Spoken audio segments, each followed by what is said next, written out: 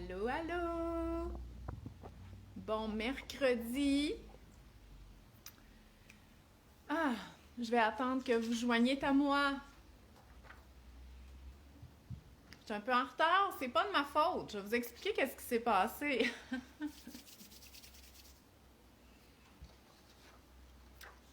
Bon, il y a personne. Oui, il y a quelqu'un. Allô, allô! Bonjour, bonjour, bienvenue à ma vidéo en direct à 10h hebdomadaire. Là, j'ai eu un petit moment de stress parce que regardez comment il est beau et gros. C'est mon nouveau cellulaire.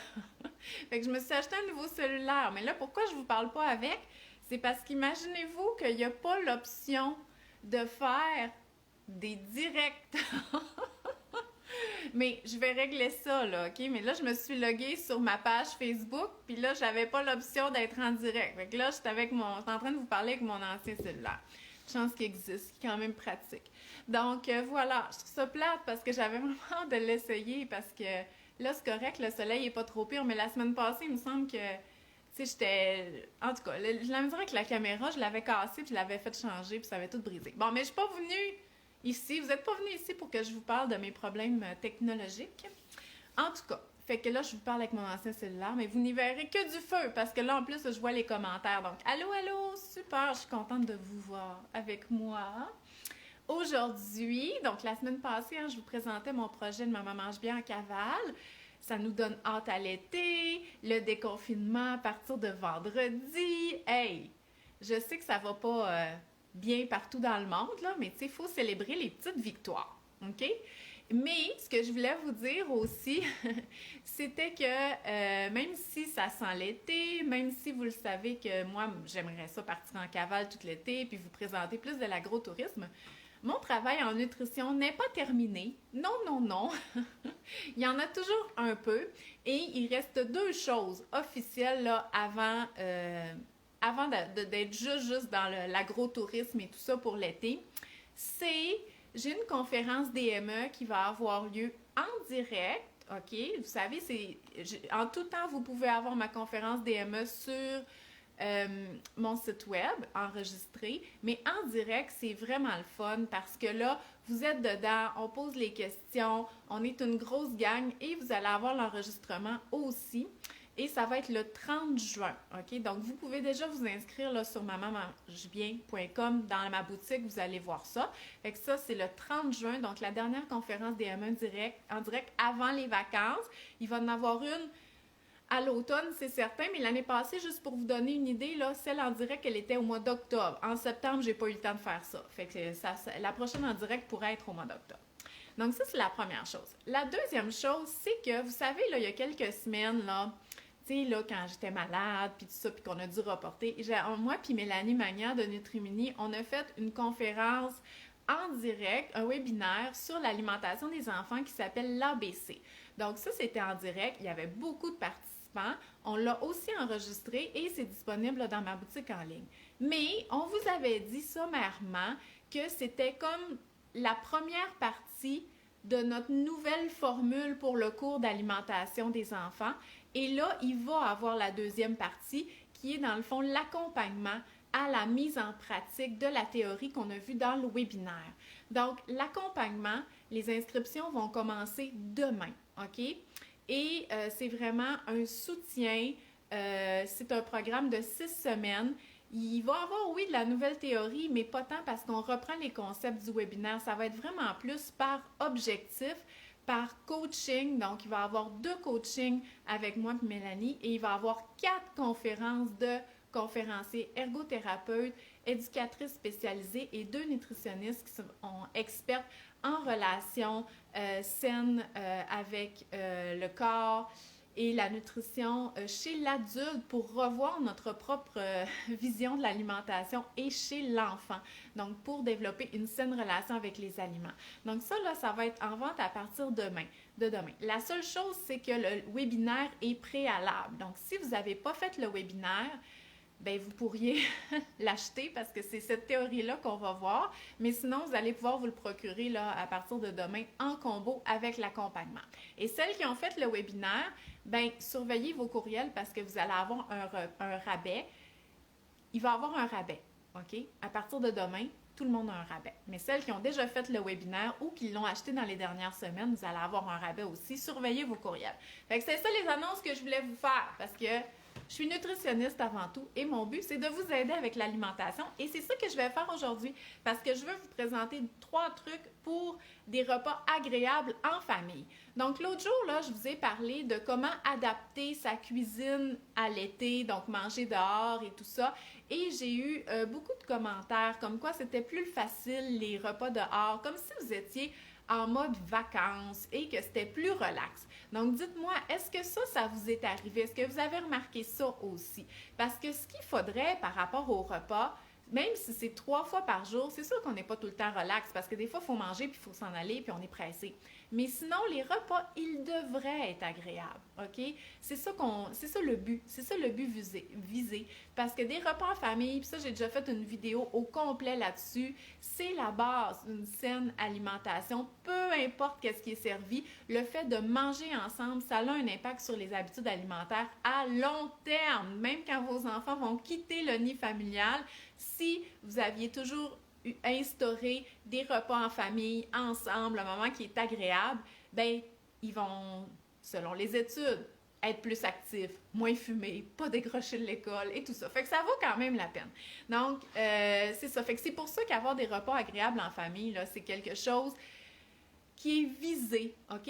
Parce que quand on parle d'alimentation des enfants, souvent on voudrait que notre enfant mange plus de légumes, qu'il mange plus de viande, ou un enfant plus vieux là, qui aime moins le poisson, les légumineuses, on voudrait qu'il mange de tout. On voudrait qu'il y ait un bon comportement à la table, donc qu'il ne crie pas, qu'il ne se déplace pas, qu'il ne se chicane pas. Mais c'est ça. Sauf que le fait que le repas soit agréable, ça va aider tout ça. C'est juste qu'il faudrait focusser sur le agréable et ça va probablement aider le fait qu'il ne mange pas de légumes, qu'il ne veut pas goûter, qu'il bouge beaucoup. OK? Donc, c'est ça le but de tout ça. Des fois, le lien n'est pas tout le temps clair, mais je vous le dis, ça a un lien. Bon, je vais boire un petit peu. Fait que continuez de me dire allô, juste pour être sûr que vous êtes là. Donc, j'ai Véronique, Valérie, super, vous êtes toujours là. Merci d'être là. Donc, le premier truc pour des repas agréables en famille, ça aussi j'en ai parlé, je dis tout le temps la même chose, c'est pas grave, OK? Des fois, ça prend plusieurs fois avant de le mettre en application. Oui, allô Alexandra, Patricia, super! Donc, le premier truc, c'est de revoir l'horaire des repas et des collations, OK? Donc, dans le principe d'alimentation des enfants, hein, vous connaissez le partage des responsabilités parce que je vous en parle souvent. C'est aussi un des sujets principaux du webinaire, OK, l'ABC, parce qu'on les voit vraiment en profondeur. Et pendant notre programme d'accompagnement, l'horaire des repas et des collations, je pense que ça va faire l'objectif d'une semaine au complet à mettre en place. Donc, revoir l'horaire des repas et collations. L'horaire des repas, c'est le quand. OK? Le quand, c'est une des responsabilités du parent. Vous, le parent, vous savez l'heure que vous vous levez, l'heure que vous vous couchez, l'horaire de travail de un des deux parents, votre horaire de garde si vous êtes séparés, vous savez l'heure qu'ils dînent à l'école ou à la garderie, vous savez ce qu'ils ont mangé pour le... Vous savez tout, OK? Fait que c'est pas à l'enfant de décider l'horaire des repas juste quand il a faim. Parce qu'avoir faim, ça peut dépendre de beaucoup de facteurs. Parce que si la collation était au mauvais moment, il n'a peut-être pas mangé à sa faim, il va avoir faim pas longtemps après. Ou si la collation n'était pas assez soutenante, il va vous dire qu'il a faim tout de suite. Ou des fois, il va juste vous dire « j'ai faim » parce qu'il a appris que quand il disait ça, vous lui donniez une collation. OK? Fait que oui, il faut écouter la faim, mais c'est pas l'enfant qui va décider de l'horaire des repas. Lui, il ne sait pas qu'est-ce qui se passe. Écoutez, je me rappelle pas, mais c'est genre 6 ans, ils n'ont aucune notion du temps, là. Hier, aujourd'hui, avant midi, il y a 4 jours, il y a 3 semaines, c'est à peu près tout pareil. Fait que les autres, ils le savent pas. Fait que l'horaire, c'est aux parents de décider ça. Et de revoir l'horaire des repas et des collations, ça va aider à ce qu'avant le repas, l'enfant soit prêt, apte, disposé à manger de façon agréable. C'est-à-dire, il n'y a pas trop faim, OK? S'il a trop faim, il va être désagréable. C'est pas de sa faute, il a faim, OK? C'est un symptôme physique qu'il y a dans lui. Il va être de mauvaise humeur. Il peut faire des crises. Plus ils sont petits, plus ils peuvent faire des crises. Il va venir vous tanner constamment dans la cuisine. C'est tout à fait normal. Il peut être irritable, OK? Et vous allez remarquer que, pouf, après le souper, il n'est plus comme ça. C'est parce qu'il avait faim. Fait qu'on ne veut pas que l'enfant arrive complètement affamé avant le repas parce qu'on dirait que ça prédispose mal là, à avoir un repas qui est agréable. Mais en même temps, s'il n'a plus faim pantoute, ben là, il n'y a aucun intérêt envers le repas. Puis tu sais, souvent, vous me dites « Ah, moi, mon fils ou ma fille voudrait plus jouer que de manger. » Ben ça se peut, parce que c'est le fun de jouer. Mais s'ils ont plus ou moins faim, ben il y a encore plus envie de jouer. Là, c'est bien plus intéressant. Donc, c'est pour ça faudrait que l'horaire des repas arrive à un moment que l'enfant, il a faim, là, mais il n'est pas comme à la faim extrême là, qui en devient désagréable. Et pour ça, ben, il faut avoir eu une collation 2 heures avant, à peu près, 1 heure et demie max avant, qui était assez soutenante pour le soutenir jusqu'au repas suivant. Si il y a eu en plein milieu entre le dîner et le souper, puis que, mettons que le dîner était à midi, puis le souper était à 5 heures, ce qui est rare, OK? Parce qu'à la garderie, ils mangent plus tôt, puis souvent, vous autres, vous mangez plus tard, OK? Fait que si en plein milieu, il y avait une collation, puis que c'était une compote de pommes, hey, c'est sûr que rendu à 5h30, votre enfant, il se peut plus, là. Il ne se peut plus parce que c'est pas assez soutenant pour le laps de temps et ses besoins énergétiques qui sont « je cours partout puis je grandis ». Donc, il y a besoin d'une collation qui est plus soutenante. Même chose pour vos enfants qui vont à l'école, OK? Quand ils arrivent, maman, ça sonne à la porte. Quand ils arrivent, ça doit être un colis, OK? Quand ils arrivent, là, vos enfants de l'école et qu'ils ont faim parce qu'ils ont fait de l'éducation physique, parce qu'ils jouent dehors, parce qu'ils jouent, ils ont faim. Fait que ça se peut qu'un muffin, ça soit pas suffisant. Moi, là, vous savez, je fais tout le temps des recettes double-double. Je fais des biscuits et des muffins en même temps, puis je fais des doubles recettes. Puis je vous disais, ça me dure 2-3 semaines. Ah, mais ça ne dure plus vraiment 2-3 semaines. Je trouve que ça passe vraiment vite parce qu'ils arrivent de l'école puis ils mangent 2-3 biscuits avec un verre de lait. Mais ils mangent juste là, OK, à 3h10.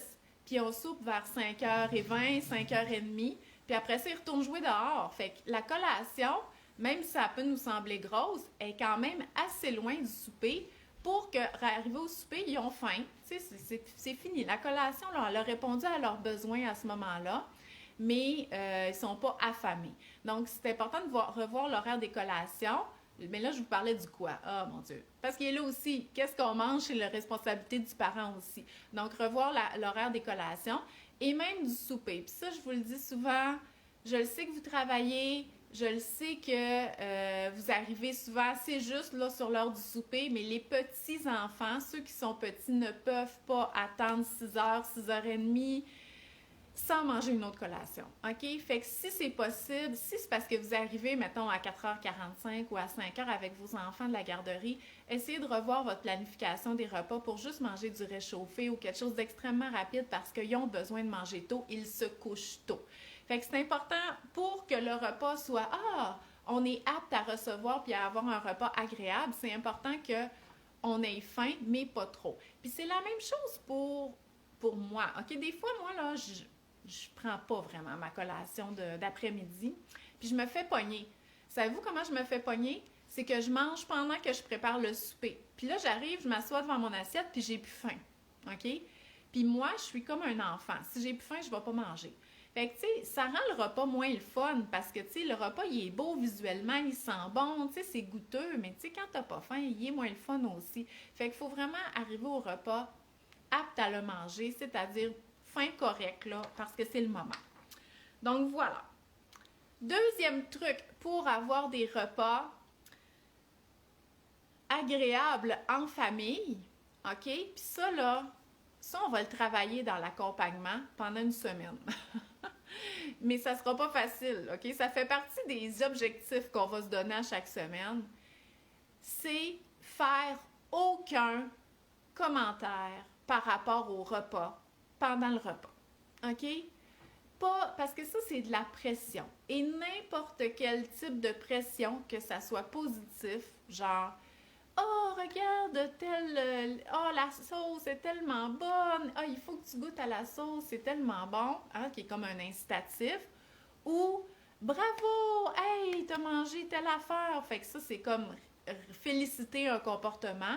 Ben, c'est de la pression au même titre que tu dois manger 3 bouchées ou tu dois manger ça avant de manger ça. Ou, fait que tout ça, c'est de la pression. Fait qu'il faut enlever cette pression-là et pour ça, il faut faire aucun commentaire par rapport au repas. Fait qu'une fois que vous êtes assis, vous essayez, puis là, c'est là qu'il va être à faire l'effort de parler d'autre chose que de ce qui se passe pendant le repas. OK? Donc, comment a été ta journée? Ma mère, hier, elle demande à ma fille, qu'est-ce que tu as fait à la maternelle? Vous savez qu'il n'y a aucune notion. Je sais pas. Fait que la conversation n'a pas été très longue. Fait qu'il faut poser des questions précises. As-tu lu une histoire aujourd'hui? Oui, ok. Elle parlait de quoi, ton histoire? Est-ce que tu as joué avec telle personne? Est-ce que tu as ri? As-tu fait la cite? C'est vraiment des questions précises pour les petits. Et pour les plus grands, mais on peut leur demander des questions un petit peu plus ouvertes ou on peut soit se faire des cartes ou avoir des cartes qui nous disent déjà des sujets de conversation. Moi, j'essaie de tout le temps raconter ma journée, même si c'est pas mal toujours à l'ordinateur ou tout ça. Mais tu sais, je leur dis les grandes lignes. Hey, aujourd'hui, c'est le début des inscriptions à mon cours. Fait que les jours suivants, j'ai des enfants plus vieux, je comprends, ils vont me dire, puis maman, comment ça va tes inscriptions? Puis là, j'ai comme l'impression d'avoir des vraies conversations. Même si je suis tout le temps juste avec des enfants. Fait que j'essaie de leur montrer l'exemple de qu'est-ce que je voudrais avoir comme type de conversation. Écoutez, je dis pas que j'ai réussi tout le temps. Souvent, ce qu'ils font, c'est qu'ils font juste parler entre eux de cartes Pokémon. Puis moi, je suis là, puis je suis comme Caroline. Que j'ai hâte de pouvoir souper avec des adultes. Fait que souvent, c'est ça. Mais au moins, on parle pas du repas. Fait qu'on enlève cette pression-là. Puis vous allez voir... Ça va comme enlever un poids de vos épaules et déjà là, vos repas vont être plus agréables. Ah, je parle beaucoup, fait que j'ai soif. Fait que parlez-moi, dites-moi si c'est des trucs que vous avez essayés, si ça c'est difficile, c'est quoi qui est plus difficile de revoir l'horaire ou d'enlever la pression puis de ne pas parler du repas. Donc dites-moi ça pendant que je vous donne mon troisième truc pour des repas agréables en famille. Vous ne serez pas surpris. C'est pas grave, je vous le redis. Mais là, j'ajoute une petite touche, OK? Parce que toutes les questions viennent souvent de là. Donc, une façon que le repas soit agréable, c'est qu'une fois qu'on est assis à la table, on reste là. OK? Puis c'est quoi le truc pour ça? Vous le savez, c'est le repas au centre de la table en libre service. Donc, hein, vous, le parent, vous êtes responsable de quoi? De qu'est-ce qu'on offre au repas. Donc, une fois que, moi, comment je le vois, le repas au centre de la table, c'est que vous faites toute la bouffe, pas le choix. Un jour, ça va peut-être être vos enfants. Et vous mettez ça au centre de la table, OK? Une fois que vous avez tout mis, les aliments au centre de la table, le quoi, OK? Votre responsabilité de décider du repas, c'est fait, OK? Fait que là, il vous reste, le quand, le où, c'est décidé. Vous mangez à la table ou dehors, OK? En famille. Le quand, l'horaire des repas, c'est fait aussi, OK? Parce que là, c'est l'heure de manger. Et le quoi, vous l'avez tout mis sur la table. Fait que là, vous pouvez vous asseoir puis juste dire, c'est le repas et vous concentrer à pas mettre de pression puis de pas faire de commentaires par rapport aux aliments ou est-ce qu'ils ont goûté, est-ce qu'ils mangent pendant le repas. OK? Donc, moi, je trouve que c'est un moyen qui va vous aider à mettre tout ça en pratique. Aussi, pas juste la bouffe, moi, je mets le pichet d'eau, les verres, les assiettes. Ça, c'est des tâches que les enfants peuvent faire parce que dans le fond, les assiettes, là, ils arrivent vides à la table parce qu'on les fait à la table. Fait que votre enfant est capable de compter le nombre d'assiettes qu'il a besoin ou vous les mettez sur le comptoir, puis il les amène, puis il les distribue. Même chose avec les verres et le pichet d'eau et les ustensiles. Puis moi, bon, j'utilise des débarbouillettes mouillées, là, que je mouille. Donc, j'amène une débarbouillette aussi, qu'on soit dehors ou à la table. Je regarde, j'ai-tu besoin de couper des choses? Je vais mettre des couteaux coupants. Mais sinon, c'est fini. Je ne me lève plus pendant le repas. OK? Tout est là, les condiments, les ustensiles, l'eau, les couverts, tout est là. Donc ça, je trouve que ça l'aide vraiment beaucoup à être relax pendant le repas. Là, ce que je vais ajouter, OK, parce que ça, c'est souvent un des problèmes, la gestion des desserts et des collations. Ça, c'est aussi un sujet qu'on va parler pendant une semaine entière, là, pendant notre programme d'accompagnement, qui est dans le fond le soutien pour atteindre ces objectifs-là. C'est que non seulement je vous suggère de mettre le repas au centre de la table, mais de aussi mettre le dessert. Peu importe c'est quoi, de mettre le nombre de portions par nombre de personnes, là, à part peut-être si c'est de la crème glacée parce que ça va fondre, là, mais de le mettre tout de suite. Fait que si, mettons, c'est des fraises, OK, c'est ça qu'on a mangé, nous, hier en dessert, ben c'était genre dans le paquet, il y avait à peu près 3 fraises par personne, fait que j'aurais pu mettre les fraises dans les petites assiettes ou toutes là, mais c'est parce que toutes là, ils ont de la misère avec le partage, ou vraiment les départager déjà, tu sais, mettre les 3 fraises devant tout le monde. Et là, c'est fini. Fait que là, ils vous demanderont pas, c'est quoi le dessert? Tu sais, parce que des fois, ils disent, j'ai plus faim, je veux du dessert, parce qu'ils se gardent comme un petit peu de la place pour le dessert, parce qu'ils ont une préférence pour ça, c'est normal. Mais là, s'il est déjà là, s'ils ont la possibilité de le prendre tout de suite et de le manger, ben ils vous poseront plus de questions sur le dessert, là, ça va être fini, OK? Fait qu'on fait juste rester assis pendant le repas. Mais oui, ils vont commencer par le dessert, mais tu sais, après 3 fraises, là, si t'as faim, parce que la collation remonte à loin, ben t'as encore faim là, pour ton pâté chinois après tes 3 fraises, OK? Donc, ou des fois, ça va être juste ça. Puis au moins, si le repas était agréable, je vous le dis, c'est déjà ça de gagner, OK? Fait que c'est ça mon troisième truc. Donc, je vais regarder vos commentaires. Merci de commenter, je me sens moins seule. Oui, il faut parler d'autre chose, OK? Il faut parler. Tu sais, quand vous êtes avec des adultes, OK, vous parlez pas du souper à part dire « Hey, c'est vraiment bon ta sauce », puis là, vous échangez des recettes, mais ça, c'est pas de la pression à manger, là, OK? Puis moi, quand j'étais avec, mettons, des adultes, genre, je me rappelle avec ma grand-mère, puis tout ça, c'était tout le temps « Tu veux-tu une autre portion? T'as pas beaucoup mangé? Il en reste, là! » J'étais comme « Ah, arrête! Ça me gossait. » Puis pourtant, j'ai pas de problème de nourriture, là, mais c'était juste « Voyons, arrête, là! Arrête! J'ai juste pas envie que tu me sollicites tout le temps pour savoir si je veux une deuxième assiette, OK? » Puis là, j'étais adulte, là, tu sais, j'ai des bons souvenirs de ça. Fait qu'on parle pas du souper entre adultes, fait que c'est la même chose avec les enfants.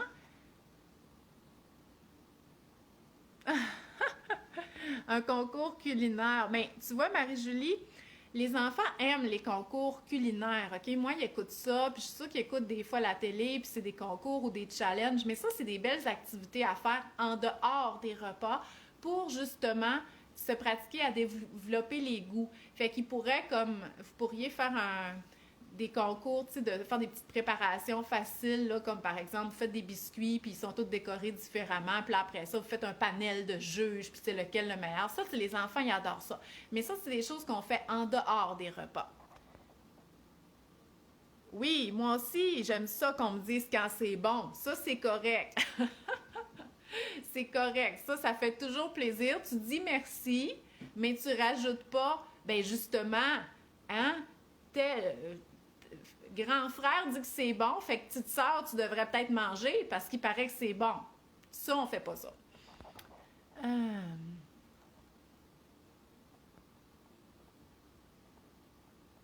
Ouais, Catherine, ben c'est important. Catherine a dit qu'elle donnait à manger à sa fille de 3 ans et demi dès qu'elle disait qu'elle avait faim. Parce qu'elle veut qu'elle écoute sa faim. Puis c'est vrai, OK? C'est vrai, il faut respecter l'appétit des enfants. Et ça, c'est le combien. Hein? Dans le partage des responsabilités, l'enfant est responsable de savoir combien il va manger. C'est juste que c'est peut-être vrai qu'elle a faim entre les repas, mais c'est à toi de voir si c'est logique, OK? Puis s'il y a comme... Tu sais, s'il y a une raison. Tu sais, par exemple, il y a un dîner... Tu sais qu'est-ce qu'elle a mangé, puis il y a la collation, mais tu sais, ça se peut qu'elle ait faim avant la collation si elle n'a pas bien mangé, mais ça, toi, tu le sais.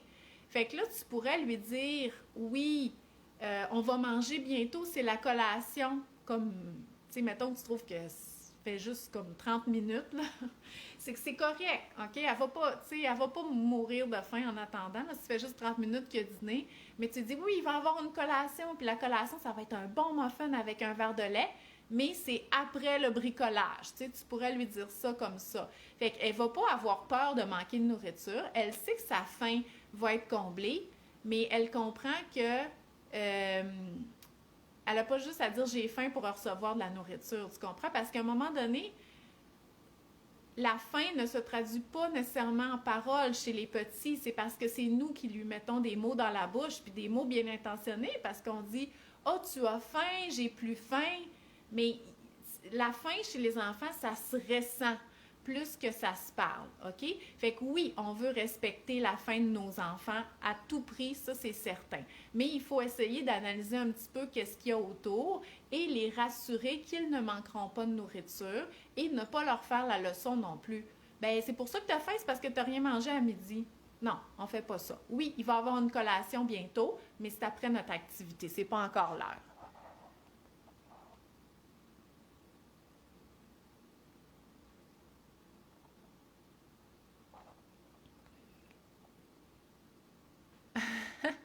Sarah, elle a un bébé de 11 mois, puis elle dit, c'est bon, mais que ça sort tout seul. Écoute, ça, c'est correct, OK? C'est correct. Tu sais, t'as le droit, si tu trouves ça vraiment bon, t'as le droit d'exprimer, là. Tu sais, c'est pas comme manger, c'est bon. Mais il faut pas que ça soit fait dans le but que l'enfant mange plus, OK? Fait que soyez naturel.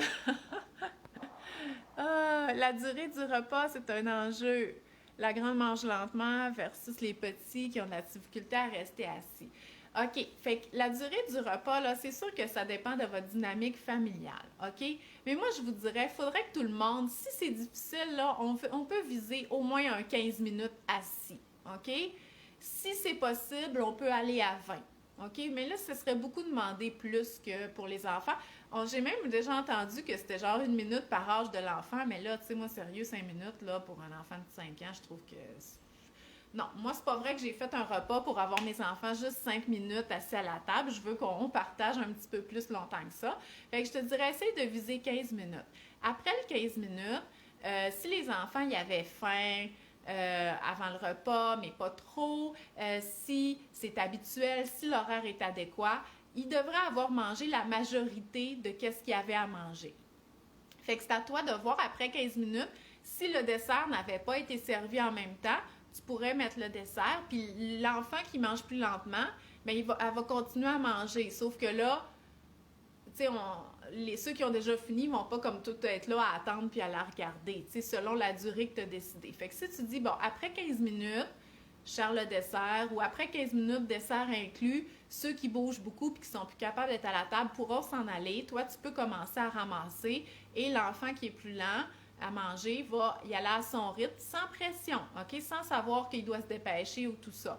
Mais moi, fait que commence par 15 minutes, mais essaye de viser plus 20 minutes, là, ça serait une belle durée là, pour un minimum. Mais chez nous, ça oscille plus autour de 25-30, je vous dirais.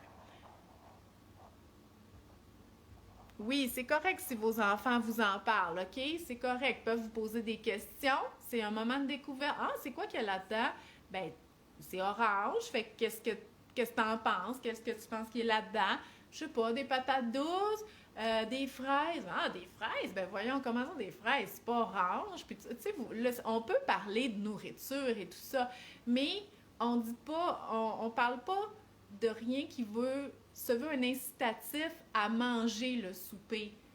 C'est comme si vous aviez un agenda caché. Ils vont le voir. Ils vont le voir, puis ça va faire l'effet contraire. Ouais, mais tu vois, Jeanne, ou Sarah-Jeanne, ou S-Jeanne, tu dis, c'est bon, maman. Ça fait toujours plaisir de se faire dire ça. Mais regarde comment j'ai bien mangé. Analyse ça 2 secondes. Si ton enfant te dit, regarde comment j'ai bien mangé, ça part du fait qu'à quelque part dans ses repas depuis qu'il mange, il s'est fait féliciter quand il avait bien mangé. OK? C'est pas grave, mais c'est juste pour vous dire qu'on met des mots dans la bouche de nos enfants. Ils répètent ce qu'ils voient. C'est pour ça qu'on essaie de ne pas parler du repas autre que... on essaie pour des incitatifs. Hey, moi, si je trouve ça vraiment bon, cette recette-là, je vais dire, hey, je trouve vraiment que c'est une bonne recette, ça, je vais la refaire, tu sais, parce que c'est vrai. OK? Puis là, ils peuvent vous parler. Ah oui, moi, tu sais, celle que tu as faite l'autre jour, ça, c'est correct. Mais moi, quand je vois ça, le regarde comment j'ai bien mangé, c'est parce que l'enfant sait qu'on est content de lui quand il mange bien. Puis c'est peut-être pas des parents, là. Ça peut venir de la garderie, ça peut venir des grands-parents. Puis c'est pas très grave. Mais c'est la preuve que c'est des petites éponges. Fait que faites attention à qu'est-ce que vous dites pendant le repas, que ce soit un incitatif à manger ou des commentaires comme ah, des hot dogs, c'est de la cochonnerie ou des choses comme ça. Eux autres, ils enregistrent, puis c'est pas nécessairement des bonnes notions, là. Ça va enlever du plaisir ou ça va créer de l'interdit. Fait qu'on essaye de parler d'autres choses, OK, que du repas. Donc, c'est des très bons commentaires. Fait que merci de participer. Ah, j'aurais aimé ça vous parler de mon nouveau téléphone, mais comme je vous dis, là, j'avais pas l'option de me mettre en direct. Fait que je vous parle de mon ancien, mais c'est correct. Regardez comment il est gros, j'ai un gros écran. Je suis contente. Je vais pouvoir prendre des belles photos. Là, je prenais plus de photos dehors parce que quand je prenais des photos, des vidéos dehors, je voyais plus mon écran. Là, j'avais un problème de luminosité, puis non, c'était pas juste d'un paramètre, là, inquiétez-vous pas. Mon fils ne veut même pas goûter la salade légumes. Comment l'encourager sans rien dire? Mon conjoint et moi, on mange beaucoup de salade déjà. Ben, Natalia, tu fais déjà la bonne chose, OK? Si toi et ton conjoint, vous mangez de la salade, vous montrez le bon exemple, tu peux pas demander plus, OK? Pour ce qui est du repas. Par contre, en dehors du repas, tu peux essayer de faire découvrir la salade à ton fils en cultivant de la salade, en achetant de la salade, en ce qui t'aide à laver la salade, qui la déchiquette, qui la prépare, sans rien dire. Là, quand elle est sur la table, c'est pas de l'inconnu, là. OK? Il la connaît. Fait que là, le fait de le connaître, tu sais, ça va d'apprivoiser, il va être un petit peu plus ouvert à y goûter, surtout s'il n'y a pas de pression, mais ça peut prendre beaucoup de temps et des années. Fait que tant mieux si toi et ton conjoint, vous aimez la salade parce que vous allez toujours lui montrer l'exemple. Puis à un moment donné, il va se dire, ben de la salade, moi, il y en a tout le temps sur la table. OK, je la mange ou je la mange pas. Elle va être là pareil. Fait que continue ça parce que si tu te dis, ben nous autres, on aime la salade, mais mon fils, il en mange jamais, fait que j'en fais plus. Ben là, ton fils, c'est sûr qu'il en mangera pas, là. Ça, c'est certain. Donc, c'est une très bonne question. Fait que j'ai tout fini ce que je voulais vous dire. Non, je vous rappelle, OK, que mon programme d'accompagnement que je fais avec Mélanie de Nutrimini, ça commence demain et il va y avoir un rabais pour 3 jours et vous allez recevoir un courriel si vous êtes sur ma liste courriel. Demain matin, vous allez recevoir ça et ça va être super. Comme je disais, on a séparé le programme en deux pour pouvoir répondre aux besoins des parents qui n'avaient pas besoin de soutien, mais d'être là pour ceux qui en avaient besoin. Puis ce soutien-là, on a ajouté avec d'autres professionnels pour que ça soit hyper complet. J'ai beaucoup de mal à ne pas freiner ma fille qui mange plus qu'à sa faim parce qu'elle est gourmande après le repas. Elle veut prendre quelques minutes pour digérer. Et pouvoir se prendre un dessert. Ouais, ok, je comprends. Mais non, il faut pas que tu freines, ok? Puis si ça t'inquiète vraiment, parce que là, j'ai trop peu de détails, mais je t'inviterais à consulter une nutritionniste qui travaille justement le partage des responsabilités, l'écoute du corps et tout ça chez les enfants. Parce que si tu essaies de la limiter ou de faire des commentaires par rapport à ça, parce que tu sais, ta crainte, dans le fond, c'est qu'elle prenne du poids à long terme, OK? Mais ce que tu veux surtout pas, c'est qu'elle développe une mauvaise relation avec la nourriture. Fait que c'est sûr que faut pas que tu fasses de commentaires, parce que à long terme, c'est ça qui va arriver si tu fais des commentaires ou si tu essaies de la contrôler.